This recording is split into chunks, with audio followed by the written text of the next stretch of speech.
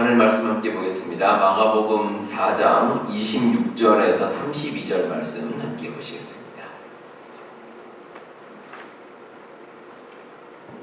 마가복음 4장 26절에서 32절까지 하늘 말씀 한 절씩 교독하겠습니다. 또 이르시되 하나님의 나라는 사람이 씨를 땅에 뿌림과 같으니 그가 함난 짜고 깨고 하는 중에 씨가 잡혀서 자르되 어떻게 그리 되는지를 알지 못하느니라.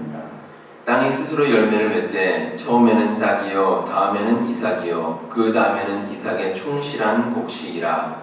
열매가 익으면 곧 낫을 되나니 이는 추수때가 이르렀음이라.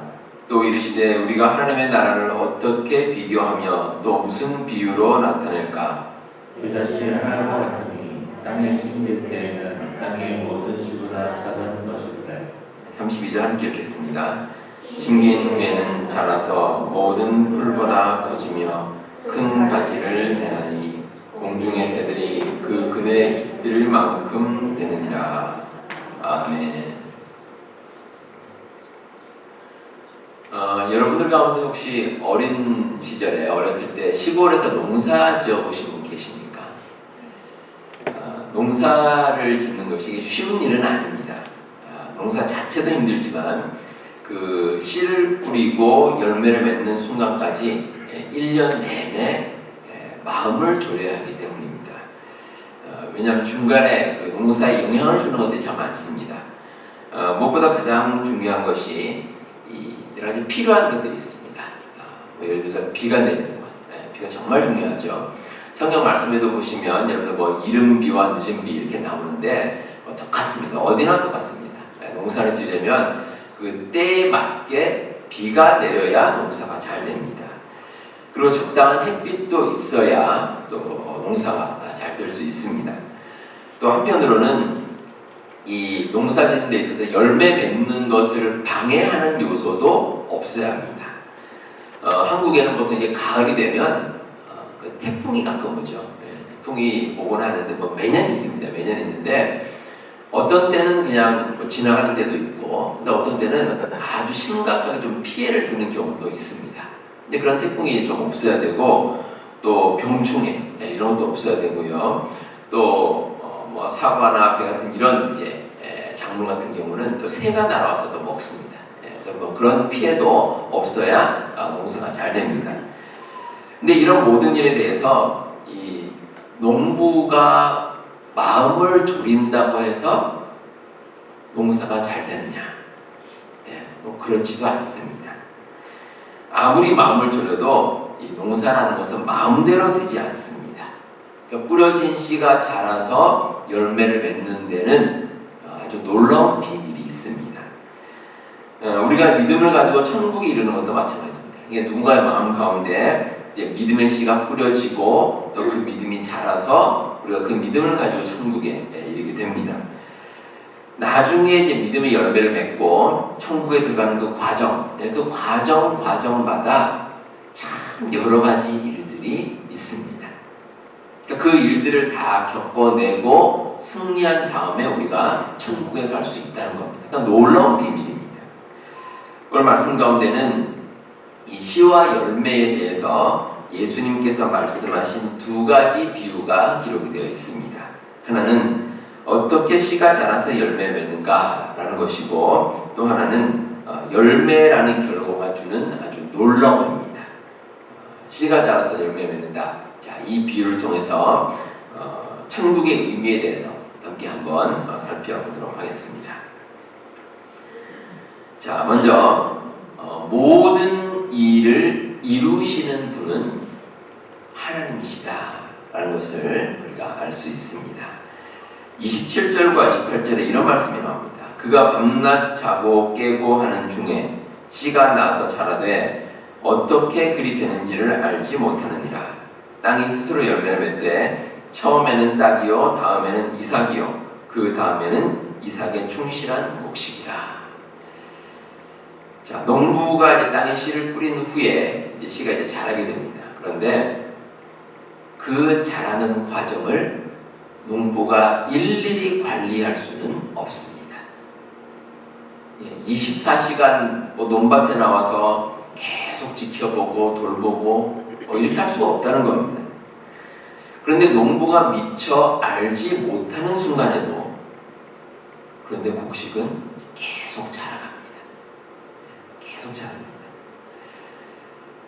누군가 그 씨를 자라게 해주신다는 겁니다. 누구겠습니까? 하나님께서. 하나님께서 해주신 겁니다. 특별히 28절에 시작되는 부분에 땅이 스스로라는 말이 나옵니다. 땅이 스스로. 그러니까 농부가 직접 가서 뭔가를 하지 않아도 땅이 스스로 열매를 맺게 만든다. 그러니까 땅이 스스로 할 수 있도록 인도하시는 분이 누굽니까? 하나님께서. 하나님께서 그렇게 해주신다는 것입니다. 따라서 여기에 꼭 필요한 것이 있습니다. 농부의 믿음입니다. 농부가 믿어야 됩니다. 이 농부가 씨를 뿌리면서 내가 뿌렸는데 이 씨가 잘 자라서 열매를 맺을 수 있을 것이다. 그 믿음이 있어야죠. 그 믿음이 있어야 농사를 지을 수가 있습니다. 우리에게 이루어지는 구원의 역사도 마찬가지입니다. 이 모든 인간이 구원에 이르는 것은 하나님께서 주관하십니다. 인간이 어떤 노력으로 하는 것이 아닙니다. 이를 이루시는 분은 하나님이듯이 우리의 구원을 성취하시는 분도 역시 하나님이십니다. 고린도전서 3장 6절과 7절에 보시면 바울이 이런 고백을 합니다. 나는 심었고 아볼로는 물을 주었으되 오직 하나님께서 자라나게 하셨나니 그런즉 심은 이나 물 주는 이는 아무것도 아니로되 오직 자라게 하시는 이는 하나님이니라. 자, 바울이 이렇게 말씀하는 데는 배경이 있습니다. 당시 이제 고린도 교회가 여러 파로 나눠져 있습니다. 분열이 심했고 서로 이제 각 파들 간에 다툼도 심했습니다. 근데 그 파를 살펴보면 대표적으로 이제 바울파가 있고 또 아볼로파가 있고 게바파가 있고 그리스도파가 있습니다. 이렇게 이제 네 파가 서로 나눠져 있습니다. 근데 그 네 파가 나눠지는 것이 다 이유를 들어보면 나름대로 의미가 있습니다. 처음에 이제 바울파, 이 바울파라는 것은 이제 처음에 이제 바울이 복음을 전했는데 그 복음을 듣고 믿은 사람들, 이제 그 사람들이 우리는 바울을 통해서 믿음을 가지게 됐다. 그래서 이제 바울을 따르는 사람들이다. 해서 이제 바울파입니다. 그리고 아볼로파는 이 아볼로는 정말 뛰어난 학문적인 지식을 가지고 있습니다. 아주 똑똑합니다. 그래서 이 사람을 따르는 사람 무리들인데 주로 이제 유대 지식인들이 여기에 많이 속해 있습니다. 그리고 게바파, 이제 게바는 베드로입니다. 베드로.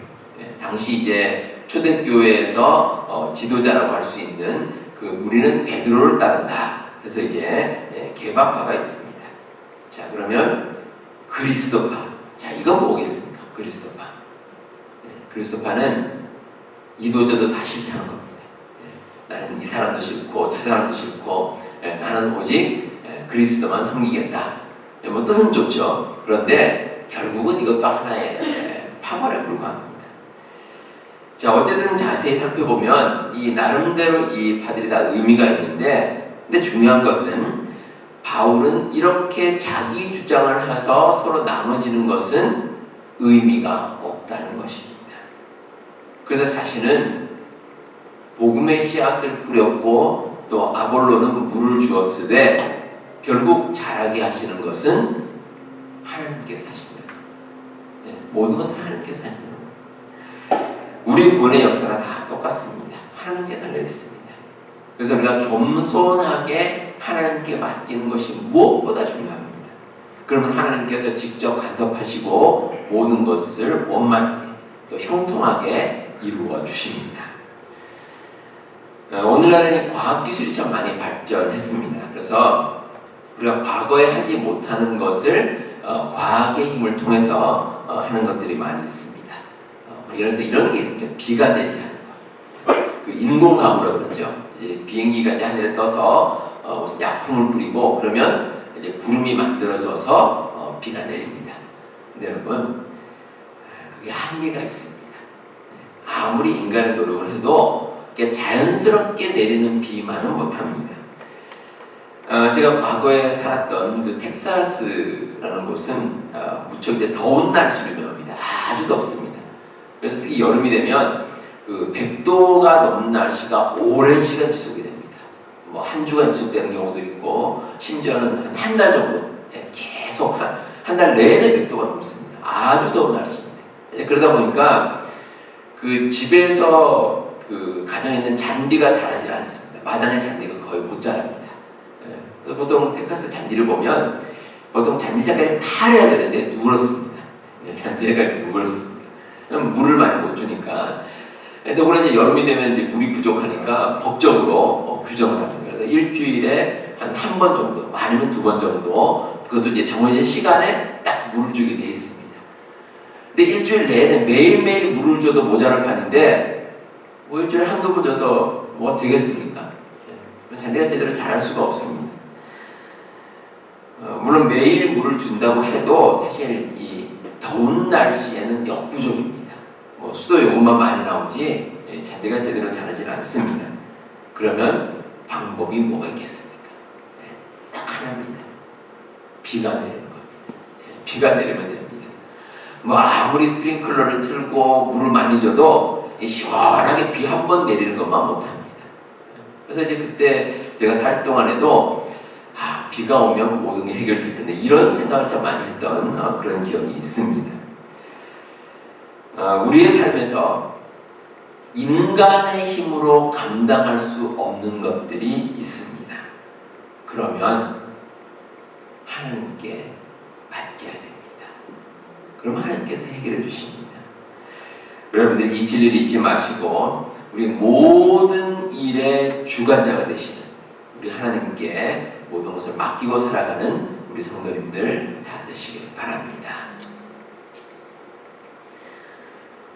다음으로 우리가 해야 할 일에 대해서 한번 살펴보도록 하겠습니다.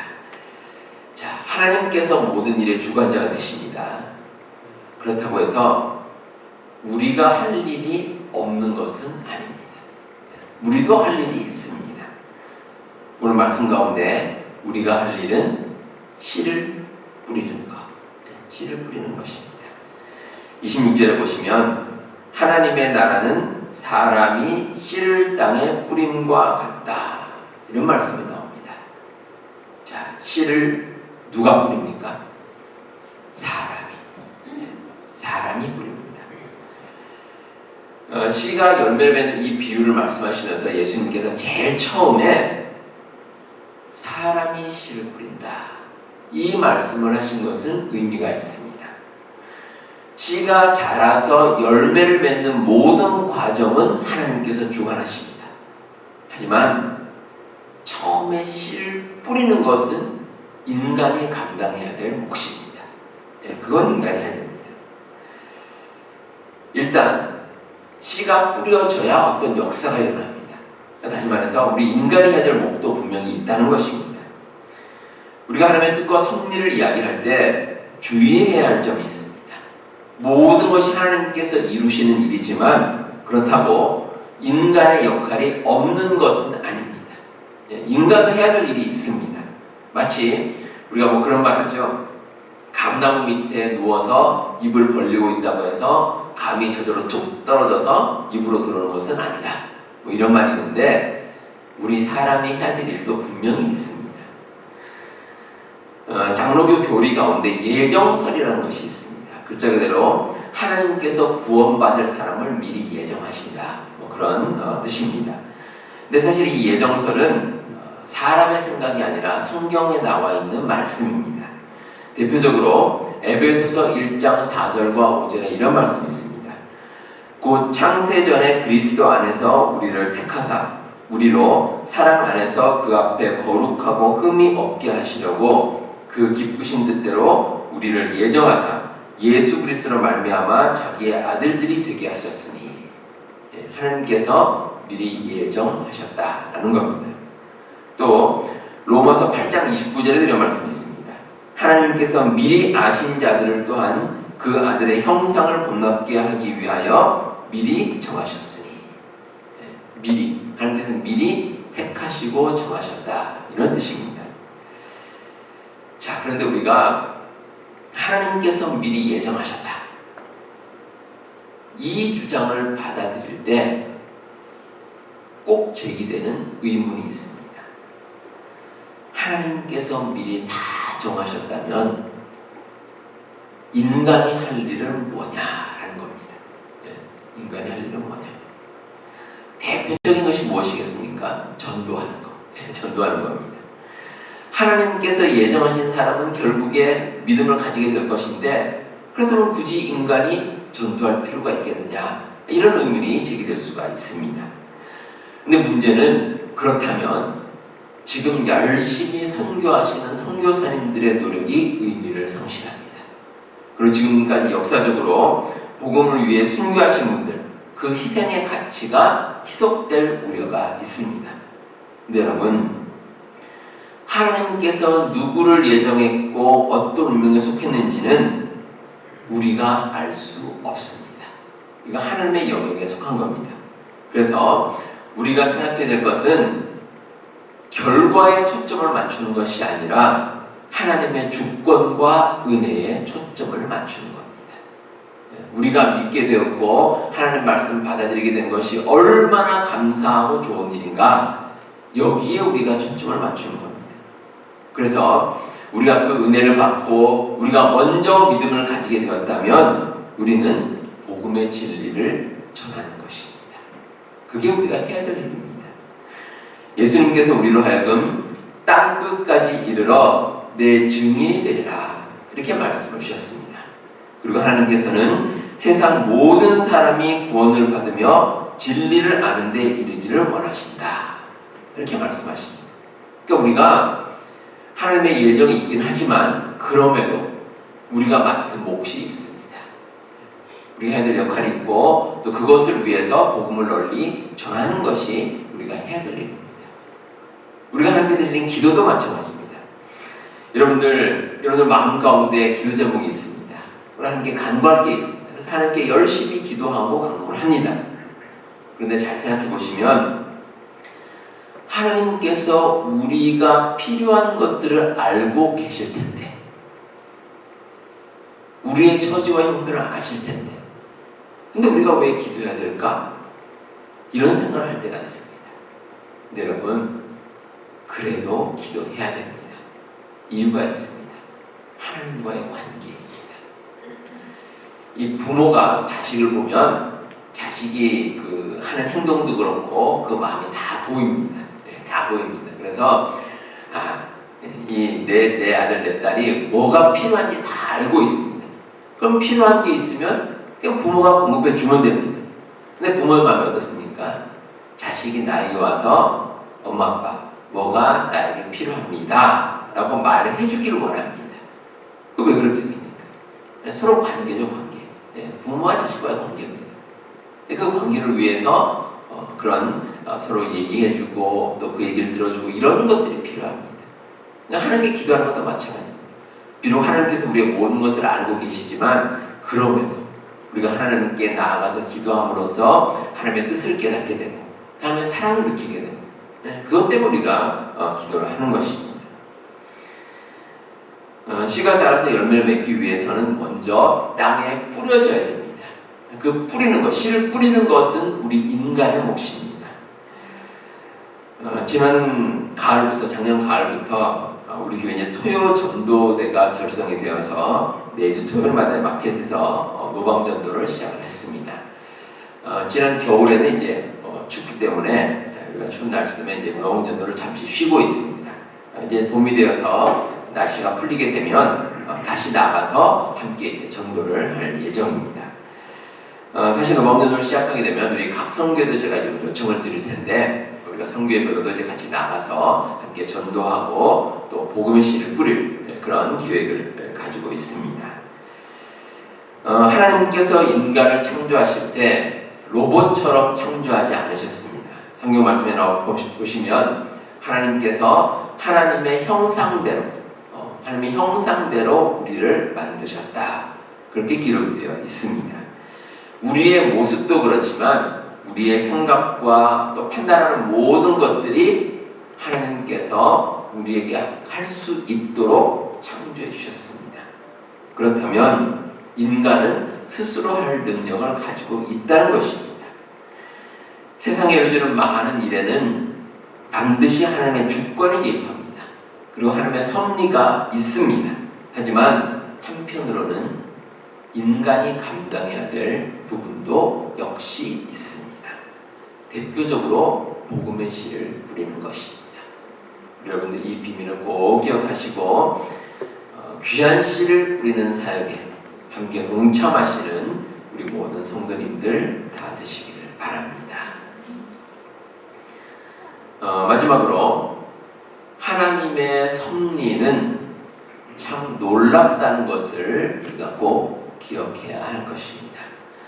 오늘 말씀 31절과 32절에 보시면 겨자씨 하늘과 같으니 땅에 심길 때에는 땅 위의 모든 씨보다 작은 것이로되 심긴 후에는 자라서 모든 풀보다 커지며 큰 가지를 내나니 공중의 새들이 그 그늘에 깃들일 만큼 되느니라.